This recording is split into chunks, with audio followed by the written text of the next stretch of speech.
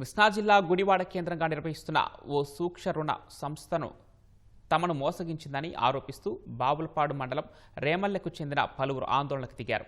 2019లో తమ గ్రామానికి వచ్చిన సంస్థ ప్రతినిధి దాదాపు 80 మందితో పొదుపు పేరుతో ప్రతి వారం నగదు కట్టించుకోవడంతో పాటు సులభ వాయిదాల్లో చెల్లించుకునేలా రుణాలు ఇస్తామని నమ్మబలికాడని చెబుతున్నారు. కరోనా సమయంలోనూ గ్రూప్ లీడర్లను ఇబ్బందులకు గురిచేసి బలవంతంగా బాకీలు వసూలు చేశారని బాధితులు ఆరోపించారు.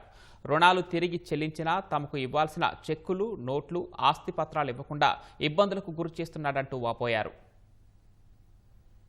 2019లో సరిహద్దులు మునుబాబు అనే ఒక అతను మా ఊరు వచ్చి, మాకు ఇలా స్ఫూర్తి కంపెనీ ఉందమ్మా, మాకు మేము ఇలా లోన్లు ఇస్తాము, మీరు వారానికి ఇలా కట్టండి, డబ్బులు ఇస్తామని చెప్పి వచ్చారన్న.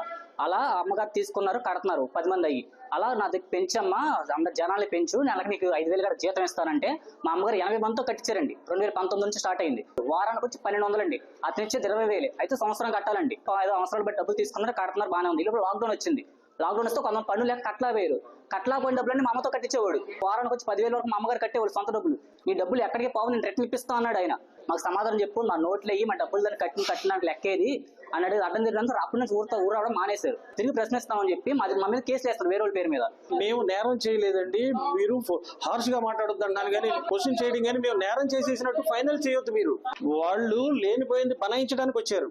ఆ క్వశ్చన్ వాళ్ళని అడగాలి, మీరు ఎలా బనాయిస్తారని. కేసు ట్రయల్కి వచ్చిన తర్వాత ఆల్రెడీ అన్ని కేసుల్లో ఉన్నదానికి మళ్ళీ ఇప్పుడు మీరు ప్రాసిక్యూషన్ చేస్తున్నారు, లేనిపోయిన అన్ని చెబుతున్నారు. కానీ 22వ తారీఖు కోర్టులో కేసు వాయిదా ఉంటే వాయిదా కట్టండి అవ్వకుండా ఇక్కడికి వచ్చారు వాళ్ళు. ఇప్పుడు